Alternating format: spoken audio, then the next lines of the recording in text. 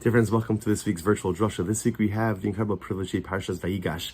And the parsha contains what can only be described as one of the most dramatic and overwhelming stories in the entire Chumash. After all of the back and forth between Yosef and his brothers, the Shvatim, the brothers not understanding why was this unpredictable ruler so hyper-focused with the details of their family, incarcerating this one, letting go this one, needing to see Binyamin before releasing any more food. Finally, Yosef lifts the veil. And with two profound words, he forever changes the trajectory of the lives of his brothers and of his family. Ani Yosef, it's me.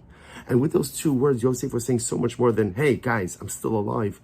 Yosef was saying, it's still me, it's Yosef. I love you, I care about you.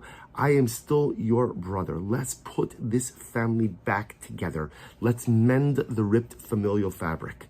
And then Yosef, of course, dispatches the brothers back to Canaan to bring back Yaakov and the family, because remember, regional famine is about to set in, or has already set in, is only going to get worse. So Yosef says, come down to Egypt, I'll take care of you, I'll take care of your families, and Emirat Hashem, once again, we'll be together. So the Torah tells us that when the brothers came back and they told Yaakov about everything that happened, so the pasuk says, this is in Perek Memhei, pasuk Chavav, chapter 46, verse 26. V'agidu lo leimor, the brothers said to Yaakov, Od Yosef Cha, Yosef is still alive, and he's a ruler in Egypt. Vayafag libo ki lo ha'amin lahem. And Yaakov didn't believe them.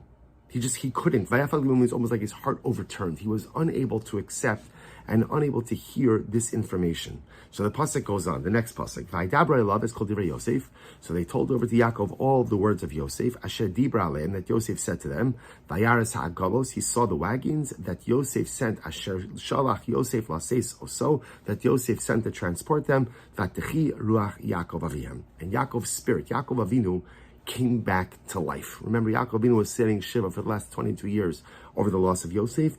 And Yaakov was once again, he was rebirthed, so to speak. He came back to life.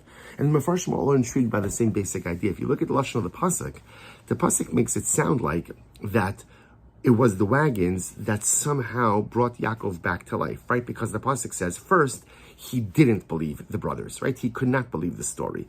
Then, they tell Yaakov all the words of Yosef. Vayar es ha'agalos asher shalach Yosef. He saw the wagons that Yosef sent. Vatechi ruach Yaakov avir. And Yaakov came back to life. So it sounds like somehow it wasn't the words which convinced Yaakov, but rather, again, it was the wagons. So what's the pshat? What was so important? What was so dramatic about the wagons? So Rashi HaKadosh quotes the famous Medrash, and Rashi says that Yosef said to his brothers, listen, I know that dad is going to have a little bit of time believing all of this. So tell him the story, tell him what happened. And if he still doesn't believe you, tell him the following. Amar lo, b'shar sheperashti mimenu hayisi misasek be'egla arufa. So tell father that when the last time we saw each other, more than 22 years ago, last time we saw each other, we were learning the section of Egla Arufa.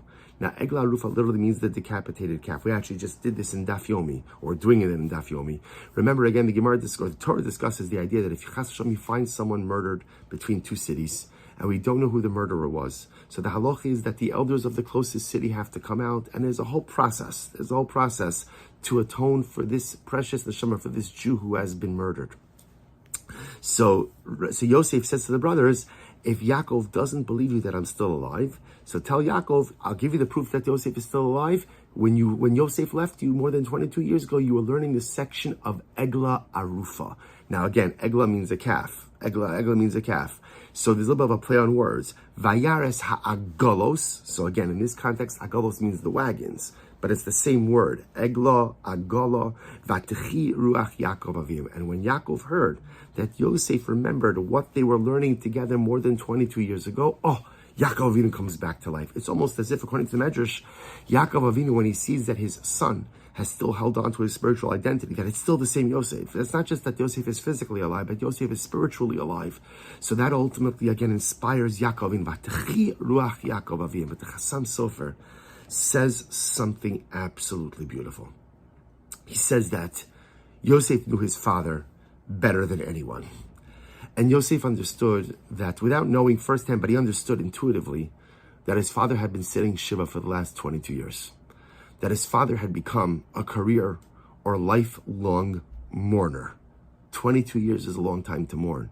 And although whenever a person encounters a loss, the pain never goes away. Maybe it diminishes a little bit, But over time, hopefully, what Hakadosh Baruch Hu programmed us is the ability to take something, from the forefront of our consciousness and to push it back a little bit.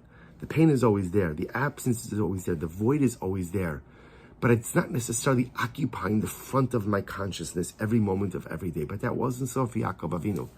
Yaakov was in a constant state of pain, a constant state of loss, a constant state of mourning. And Yosef understood that it wasn't simply going to be difficult for his father to accept the news that he was still alive, but it was going to be difficult for Yaakov Avinu to pivot, to move into a different transition of life, because 22 years is a really long time to live a certain way.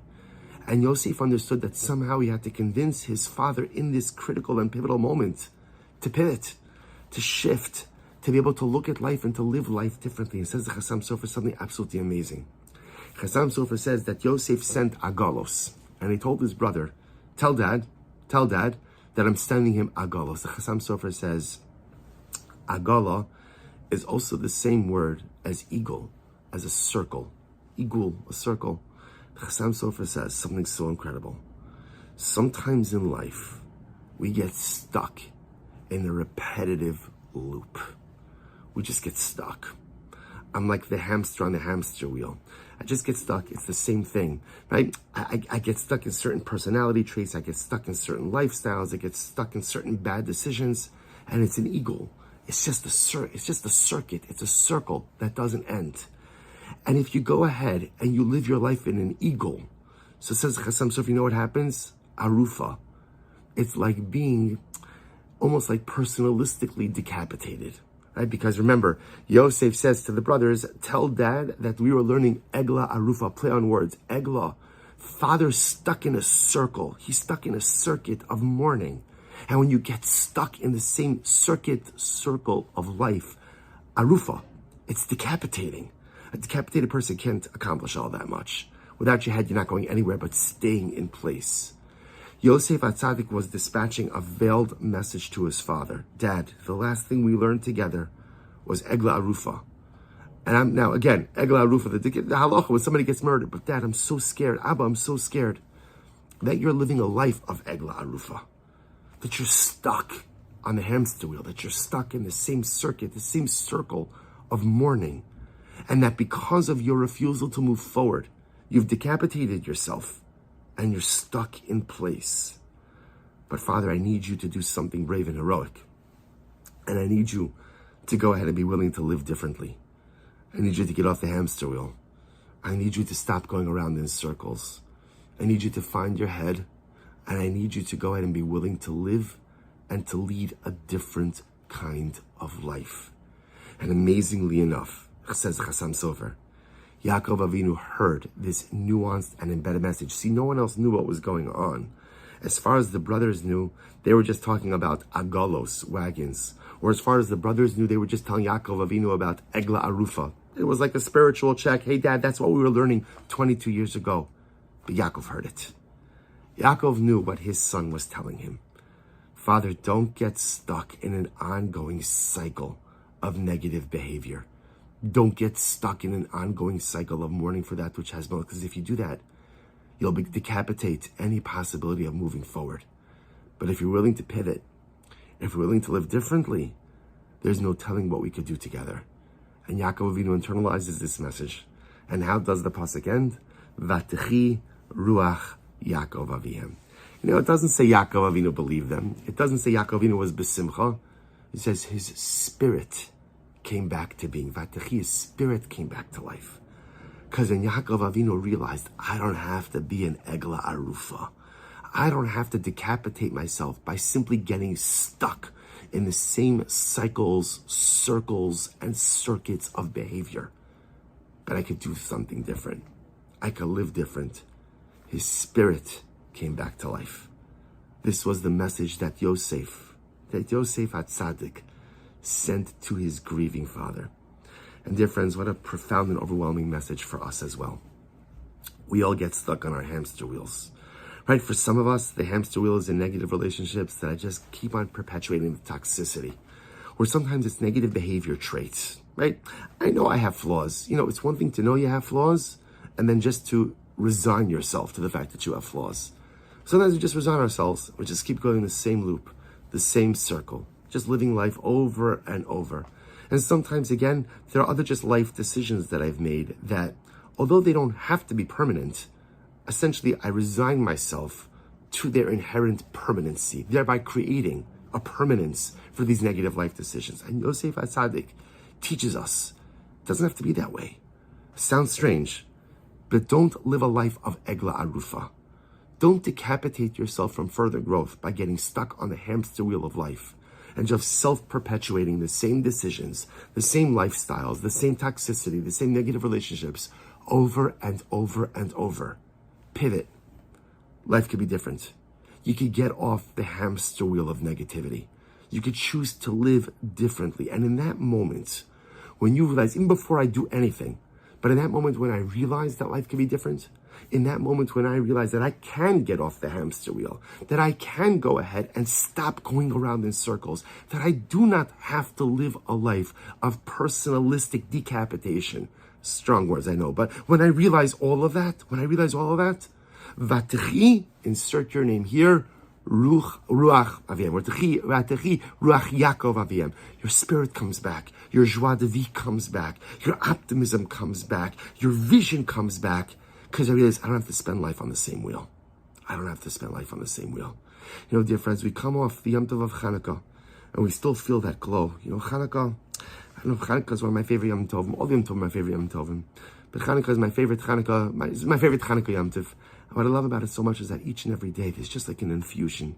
Each and every day there's additional tangible light, and we come off it. And sometimes, like, you come to Zos Chanukah, to the last day, I hit that apex, and then I'm like, where do I go from here? And I think this is the answer. Where do I go from here? I have to identify my hamster wheels. I have to identify my circles. I have to identify my circuits. What are the things that I'm engaging in self-perpetuating negative behavior? How am I engaging in the unfortunate process of personalistic decapitation? And to decide to myself, no more. I'm not doing it anymore. I'm stopping. I'm getting off the hamster wheel of negative, cyclical, and circular behavior. I don't want it anymore. And maybe there's 5 hamster wheels that I'm on. Okay, I can't get off all of them at the same time. But I'm going to decide today, as I come out of Chanukah, going into Parshas Vayigash, I want some of that. I want some of that Vatechi Ruach Yaakov Aviem. I want to come back to life.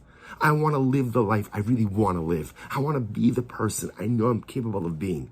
But in order to do that, I have to break the negative circles. I have to disrupt the negative circuits. I have to stop engaging in the negative cyclical behavior.